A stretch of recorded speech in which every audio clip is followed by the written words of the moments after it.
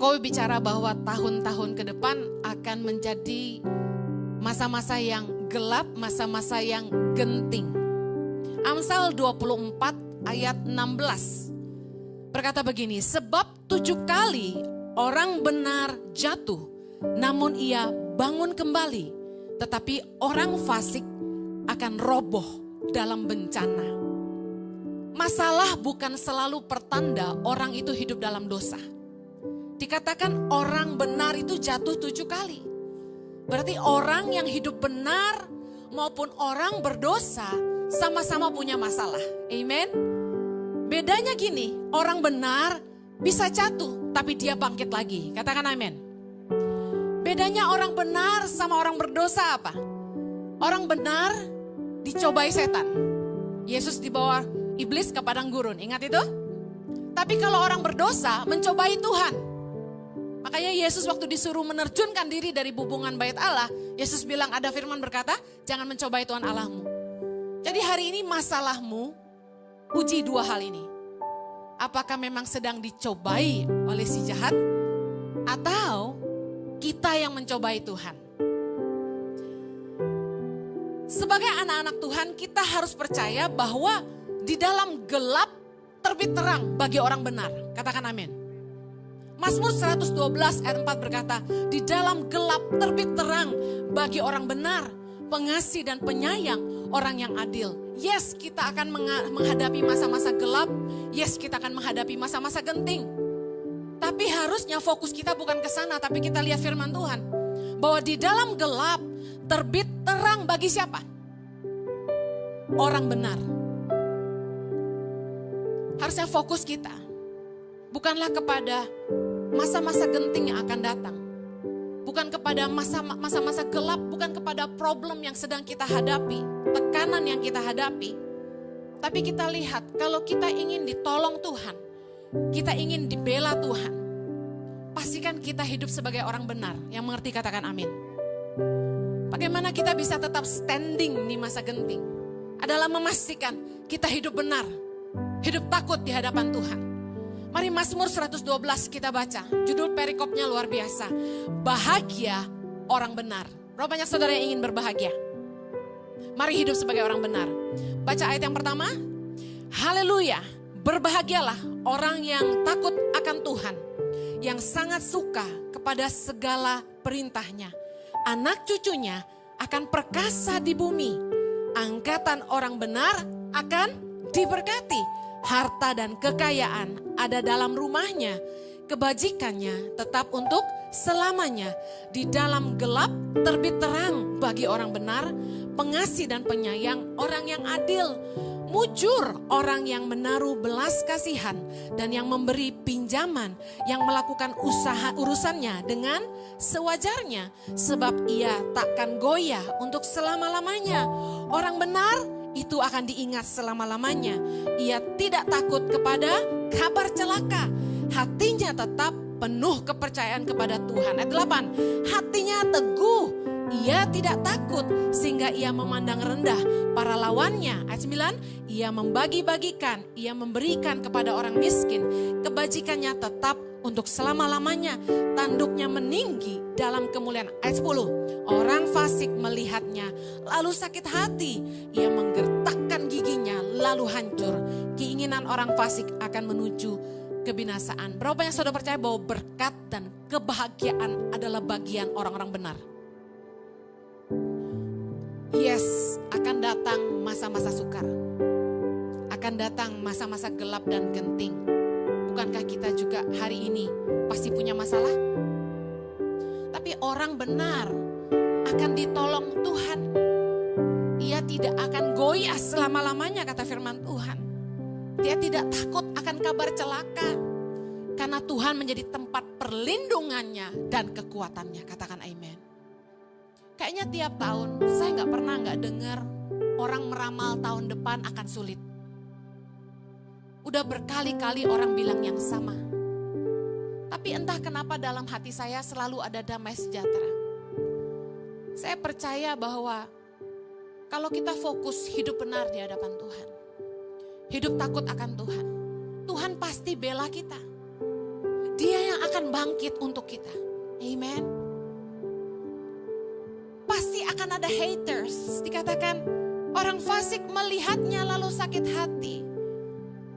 Sebaik-baiknya kita hidup, sebenar-benarnya kita menjalani pekerjaan dan usaha kita, pasti selalu akan ada haters, orang-orang yang berniat jahat sama kita. Orang-orang yang tidak suka sama kita. Entah kita buat salah apa sama dia, tapi dia marah aja sama kita.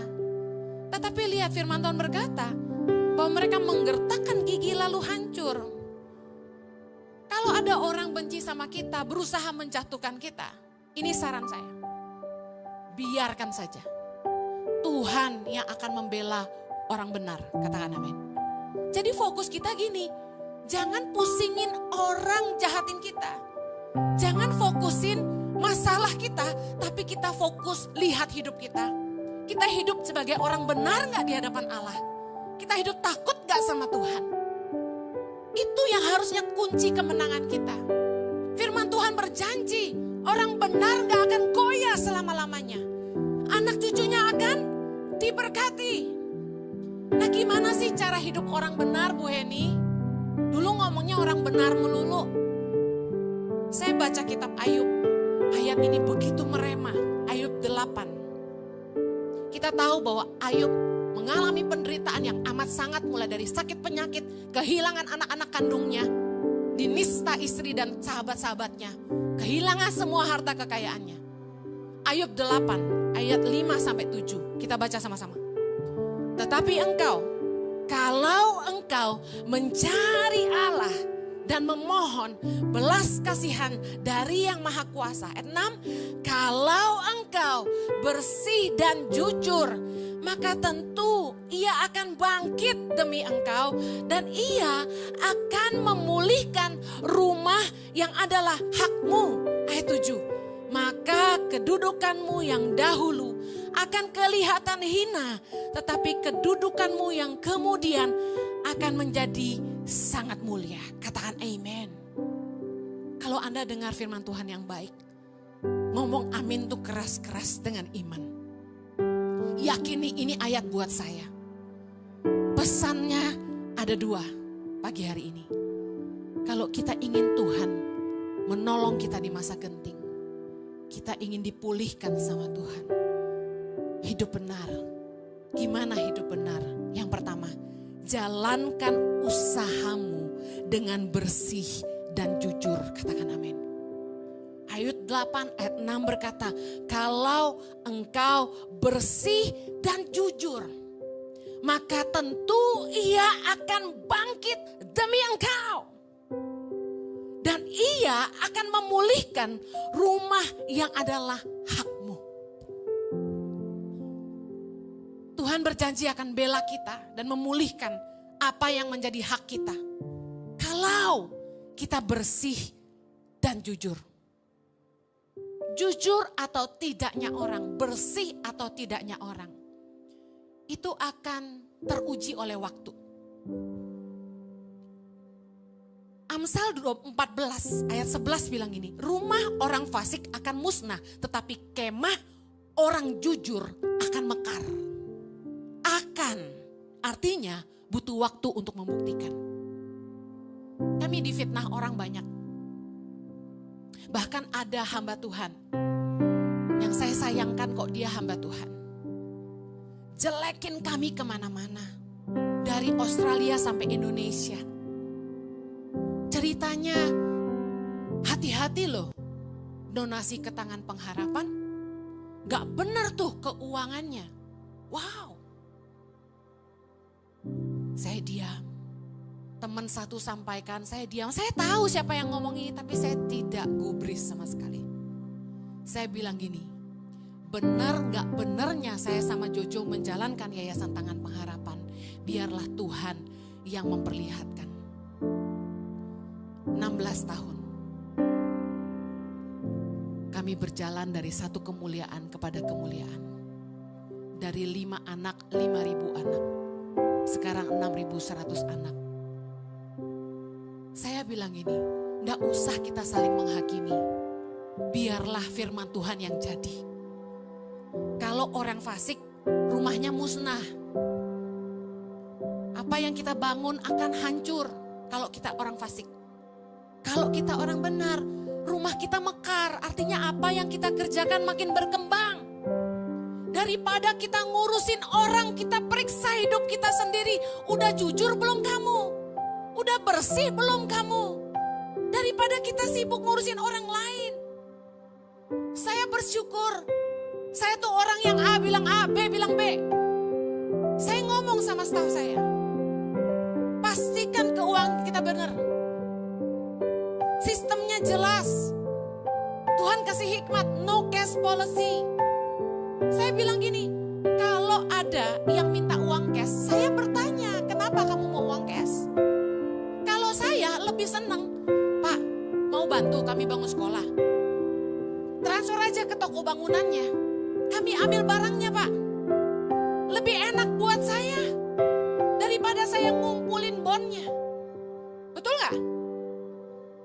Saya lebih kelihatan bersih. Bank statementnya rapi. Kalau semua itu transfernya jelas kemana. Gak ribet.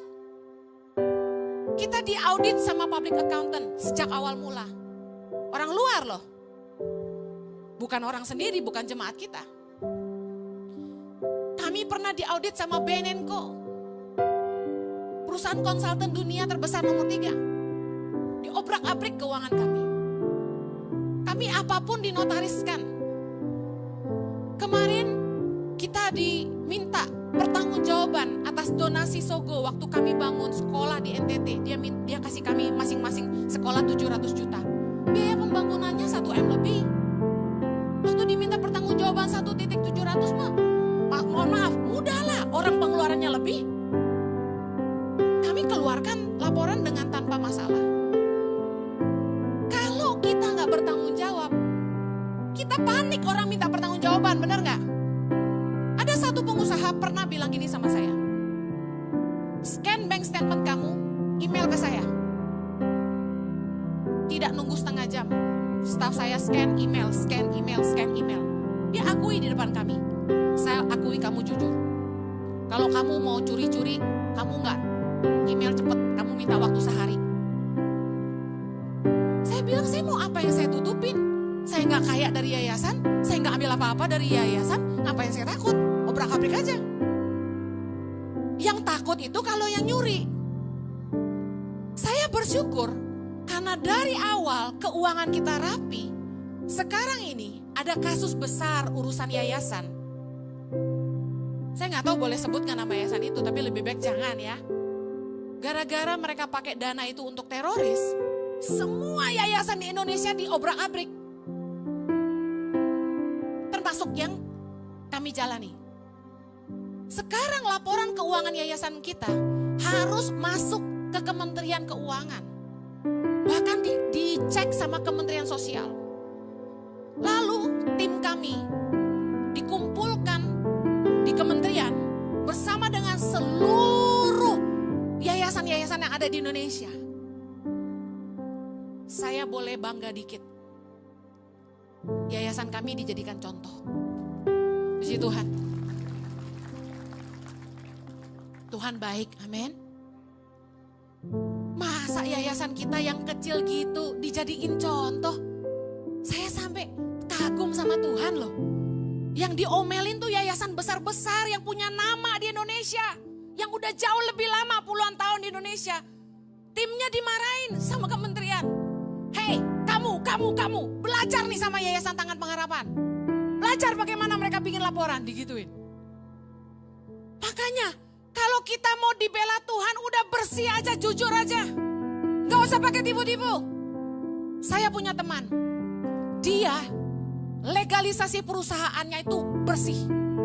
Izin semua diurus. Izin ekspor barang keluar diurus. Import barang semua diurus. Bea cukai bayar. Bersih. Ketika pandemi datang, ketika Pak Jokowi naik, semua aturan ditegaskan. Bener gak? Banyak orang gak bisa ekspor import. Macet. Tapi usaha dia tetap lancar, bos. Kenapa? Bersih dan jujur. firman Tuhan tuh gak pernah salah. Kita mau tipu-tipu, dengar, tunggu waktu. Just wait and see. Wah, kok orang tukang bohong, sombong, makin kaya? Saya selalu bilang gini, cerita hidup orang belum selesai.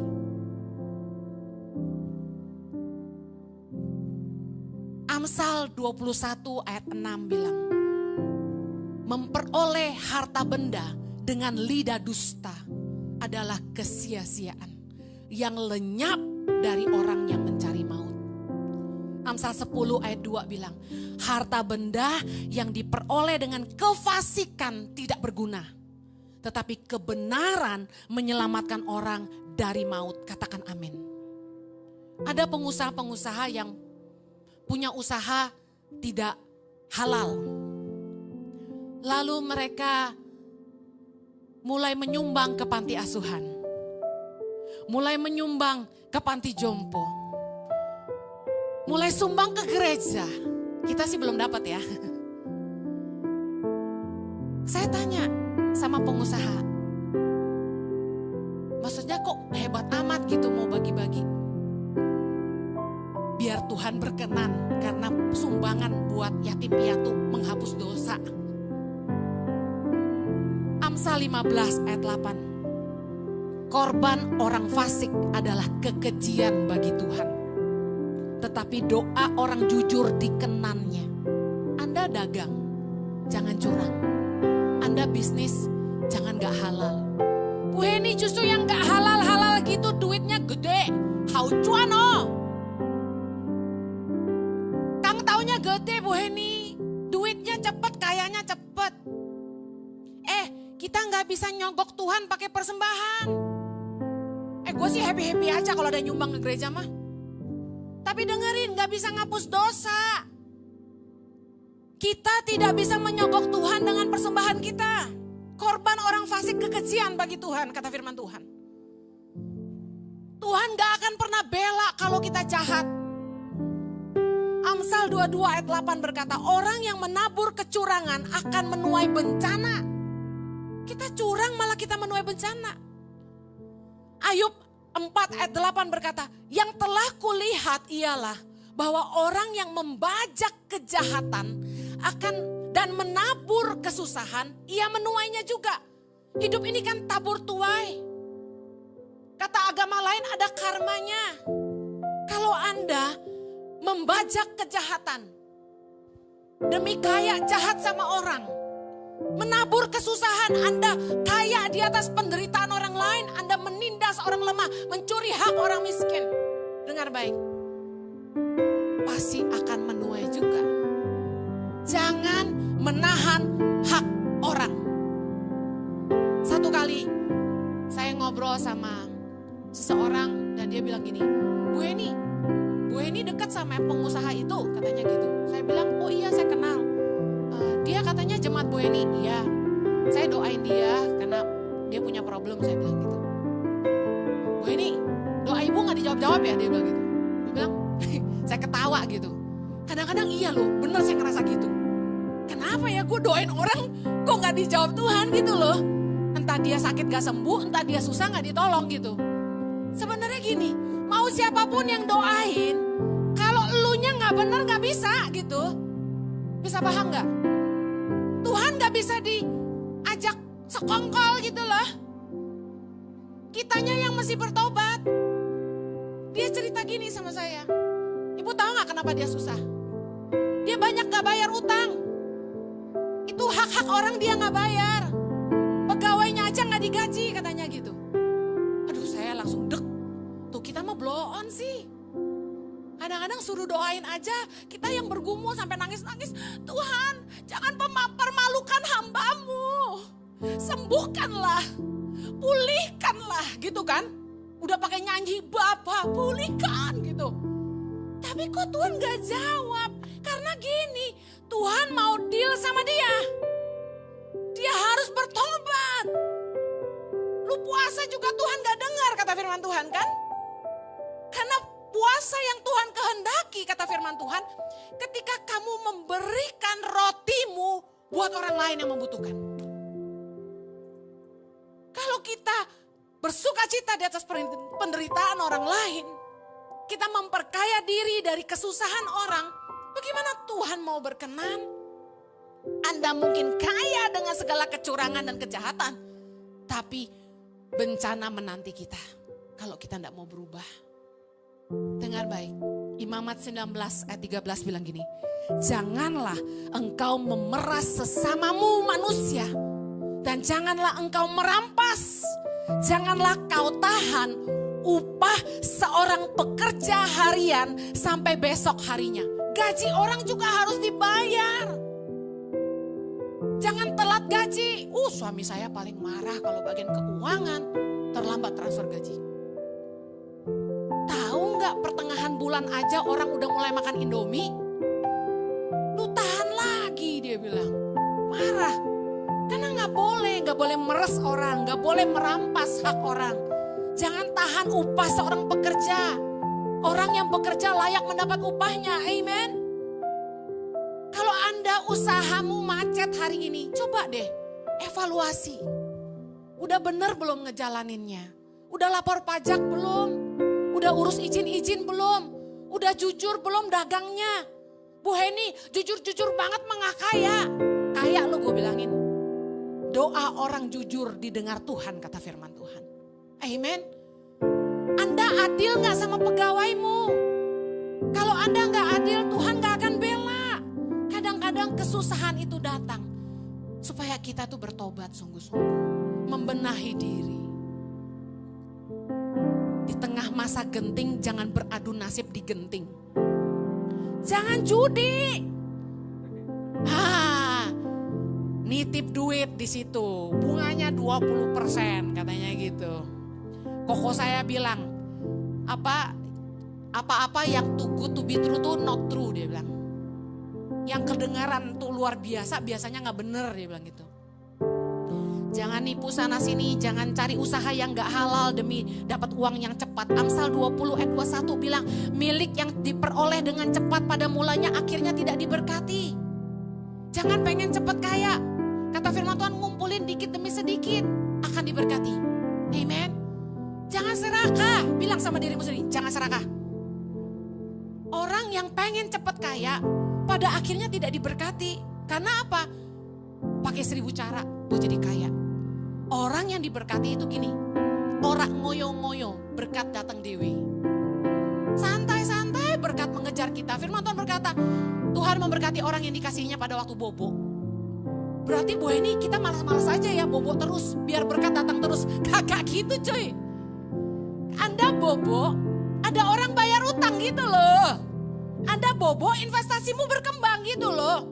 Ada yang engkau kerjakan di siang hari, di malam hari berkat Tuhan dicurahkan. Ulangan 16 ayat 19, wah ini keren.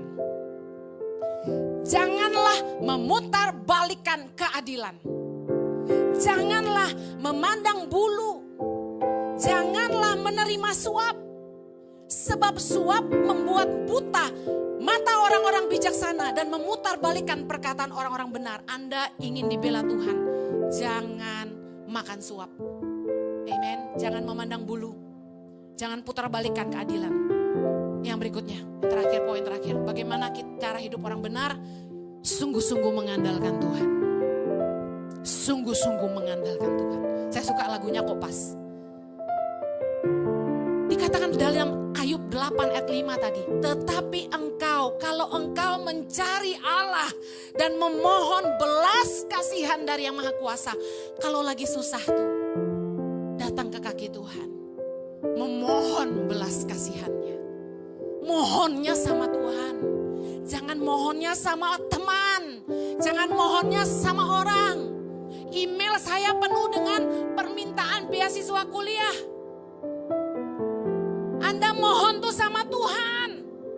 Jangan sama teman, jangan sama orang. Mikah 7 ayat 5 bilang gini. Janganlah percaya kepada teman. Janganlah mengandalkan diri kepada kawan. Jagalah pintu mulutmu terhadap perempuan yang berbaring di pangkuanmu. Aduh, jangan percaya deh sama orang, percaya aja sama Tuhan. Mazmur 146 ayat 3. Janganlah percaya kepada para bangsawan, kepada anak manusia yang tidak dapat memberikan keselamatan. Ketika Anda mengandalkan seorang bangsawan, orang kaya, orang besar di Indonesia katakan, pembesar-pembesar, bukankah Anda harus mengikuti kemauannya? Apapun yang dia minta, kita harus ikutin. Kita akan berusaha nyenengin dia. Kita akan ngasih hadiah-hadiah. Bahkan kalau dia panggil kapan aja Anda harus siap. Saya pernah soalnya. Saya gak pernah deketin orang kaya, tapi orang kayanya deketin saya. Salah satu konglomerat di Indonesia. Dia coba kontrol saya. Dia panggil saya jam 9 malam, saya mesti datang ke rumahnya. Dia panggil saya Saban Sabtu, dari pagi sampai malam. Saya gak boleh pulang kalau dia belum suruh pulang. Sampai pegel saya. Duduk dengerin dia ngoceh, ngomong terus. Kita gak boleh salah. Suami saya juga dideketin seorang pengusaha.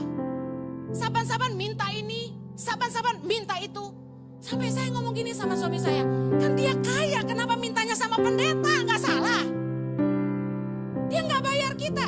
Dua-dua orang kaya yang saya cerita ini gak bayar kita. Gak gaji kita. Tapi merintah-merintah seenaknya.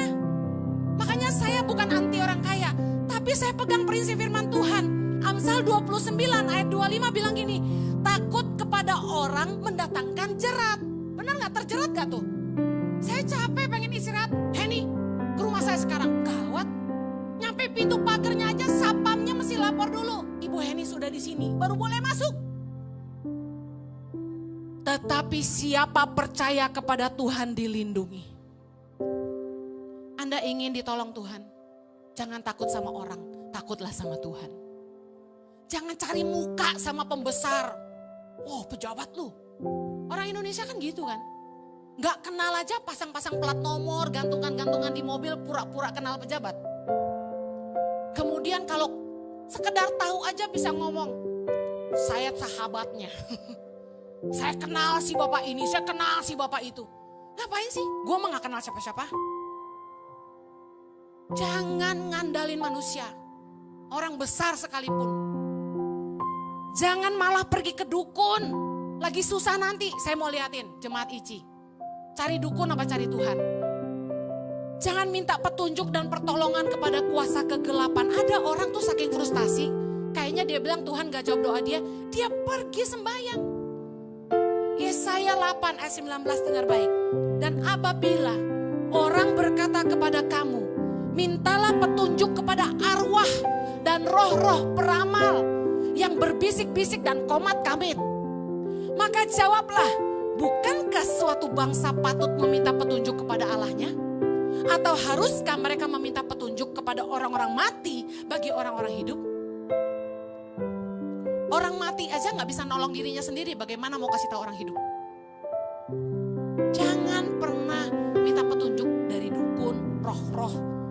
Dalam Ulangan 18 ayat 11 dikatakan setiap orang yang melakukan hal-hal ini adalah kekejian bagi Tuhan. Jangan pernah minta petunjuk kepada peramal, orang-orang mati. Never. Yang kita butuhkan di masa genting justru pembelaan Tuhan. Amen. 1 Tawarikh 29 ayat 12. Saya bacakan ini kemarin ketika doain orang. Sama-sama. Sebab kekayaan dan kemuliaan berasal daripadamu. Dan engkaulah yang berkuasa atas segala-galanya. Dalam tanganmulah kekuatan dan kejayaan. Dalam tanganmulah kuasa membesarkan dan mengokohkan segala-galanya. Jangan mengandalkan harta. Tuhanlah yang berkuasa atas segala-galanya. Tangan Tuhanlah yang sanggup membesarkan dan mengokohkan kita. Jangan pernah gak ngandalin Tuhan. Amen. Terakhir, andalkan Tuhan di saat-saat genting. Yeremia 17 ayat yang kelima berkata, sama-sama kita baca.